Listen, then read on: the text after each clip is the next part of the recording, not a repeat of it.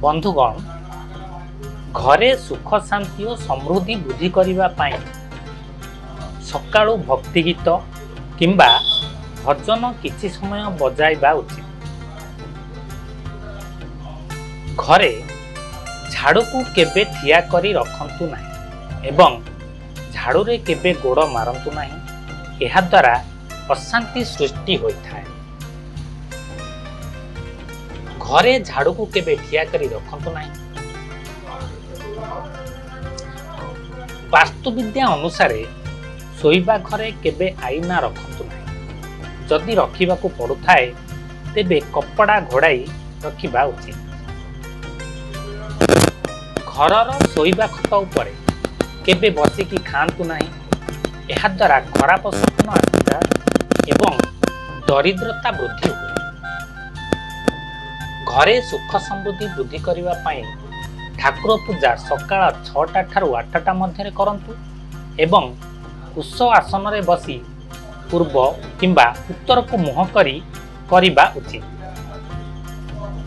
घरे सबुबेले खाइबा पाई घरे सबुबेले खाइबा पाई तैयारी करुथिबा प्रथम रुटी गाय की खाइबा को दियंतु। एहा द्वारा घरे सुख समृद्धि वृद्धि हुए। घर भितर पूजा करुथिबा स्थान रे किंबा ठाकुर घरे सबुबेले पानी भर्ती करी कढ़ीटीए रखिबा उचित। घरे सबुबेले सुख शांतिर वातावरण रे रहिबा पाई मुख्य द्वार डाहाण पाखरे स्वस्तिक चिन्हटीए निश्चिंत लगातु। घरे जदि औषध रखि थांती तेबे उत्तर पूर्व कोण रे रखिबा उचित। घरर दक्षिण पूर्व कोण को सबुबेले कमला रंग किंबा गोलापी रंग करी रखंतु। घरे केबे भी बुढ़ियानी बसा हवा को किंबा धूली अशांति वृद्धि होता है। घरे केबे भी सुखी जाइतिबा गछ रखिबा उचित नुहे एवं लगा जाइतिबा गछरे सबुदिन पानी देबा उचित।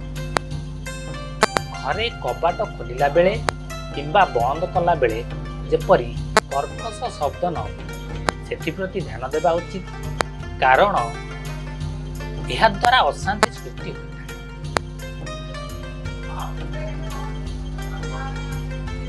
घरे शोइबा बेले पश्चिम दिग को गोड़ रखी शोइले आध्यात्मिकता वृद्धि होता है एवं मन शांति प्राप्त होता है।